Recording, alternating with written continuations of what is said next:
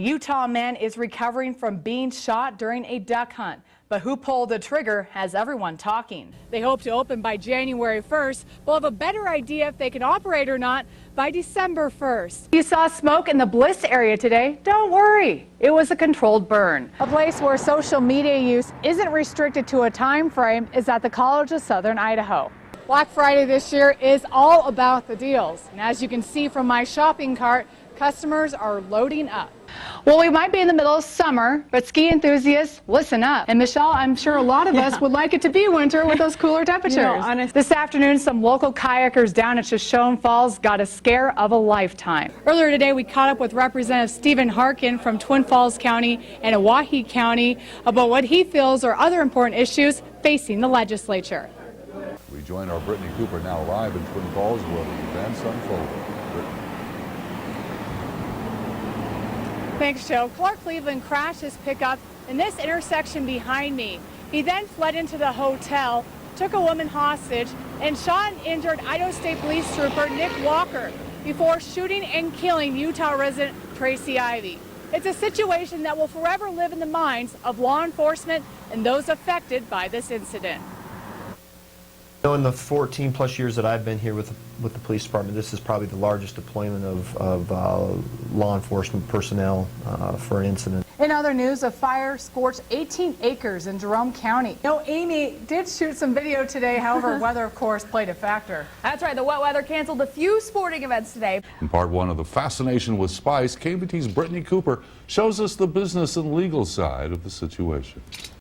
Gary Nagel opened Gary's late last year. He has two locations, one in downtown Twin Falls and the other on Blue Lakes Boulevard. You can find candles and incense in his shop, but you'll also see spice and haze. Haze is a product. It's a product name. And a lot of people don't understand that because of Twin Falls, the first thing that was here was haze.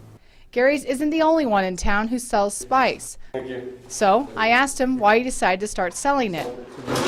I've worked for the man my whole life and couldn't make it. Living paycheck to paycheck, wasn't making enough to pay the bills, and the opportunity came my way and I took advantage of it. What's convenient for users and what's frustrating for probation officers is that spice is readily available and it's cheap. For only $5, I can purchase a gram of Dragon's Breath. We get more positive tests now for haze than probably any other substance. Kevin Sandow has worked in probation since 1995. He's now the director of juvenile probation for Twin Falls County, a position he's held since 2001. But it wasn't until 6 months ago when he saw the interest in spice take off among kids. It's a little frustrating. I can't think of another time since I've been doing this kind of work where we've had something that everybody knows it's being sold and that it's right there. I mean, two of the places that sell it are between our school district office and their support services program. Everybody is ID'd. If there's any chance of them being under the age of 18 or even under the age of 21 for that matter, all my employees are required to check for IDs, and if they do not have ID, they are not allowed to come into the store. They have to leave. Sandow says he's already spent 4 times as much as he's ever spent on drug testing, and that was early into the fiscal year. Even though now we have on-site testing, it's still, it's like $6 per test, where if testing for marijuana and other substances is like 80 cents. Historically, he says spice can only be tested through lab results, and it was costly. The testing wasn't where it is now, and that provided a gateway for 17-year-old Isaac to try the drug. Not showing up on a UA. That's the main thing. Spice isn't intended for human consumption, but why do people try it? Can't control what people are going to do with stuff. You know, I mean, look at it. I mean, look what kids do with gas. Look what they do with paint. Nothing I have in here is for human consumption and never will be. What's one man's headache is another man's cash flow. Brittany Cooper, KMVT News. A family hunting trip turned into a rescue mission. 2 local hunters spent 24 hours in the South Hills, lost, cold, and hoping someone would find them. But at 2:20 this afternoon, a search and rescue team spotted the pair alive underneath a tree. Our Brittany Cooper braved the conditions to bring us this exclusive report. 4 to 6 inches of snow on the ground. The wind was blowing. It's a very wet snow. and would have been very easy conditions to get hypothermia in. Teams with search and rescue tried to saturate as much of the South Hills as possible.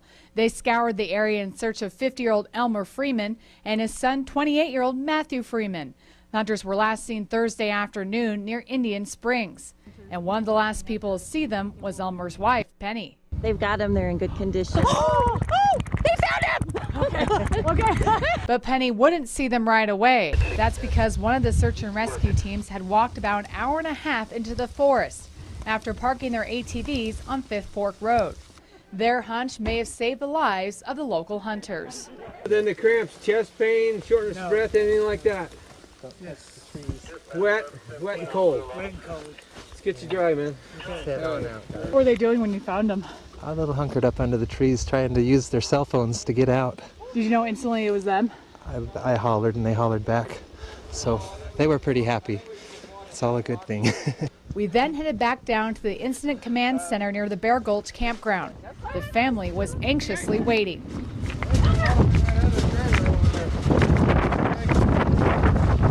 Everybody that just came up here and has been so nice to my family, and my husband's going to be really sorry. And my son, he's going to be really sorry. For Penny Freeman, the last 24 hours proved to be an eternity. But now she can at least rest tonight knowing that her husband and son are both home safe. It's a busy day and you need to run into the post office to buy stamps or send a package. You park, might leave your car running and crack a window. I mean, it's almost 80 degrees outside. But you leave your 1-year-old in the car unattended. Here's how one story unfolds for a local mother. I was in there for about a minute. I didn't think it would be too dangerous. Well, I was actually here for 5 minutes, so it was a little longer than a minute, but I don't know if you're aware of the fact that your car heats up really, really hot during this time of year. No, I wasn't. So like the temperatures that we've been having, the 95 degrees, it can actually heat up to about 124 degrees. I did not know this, and I will never do this again. Paige Geske is a mom and works for Safe Kids Magic Valley. This isn't the first time she's approached a parent. Babies and younger children, they don't have the ability or knowledge to be able to cool their body down. So say on an 80-degree day, your car temperature can get up to 109 degrees within 20 minutes. And then that means your baby's body core temperature is actually 107 degrees.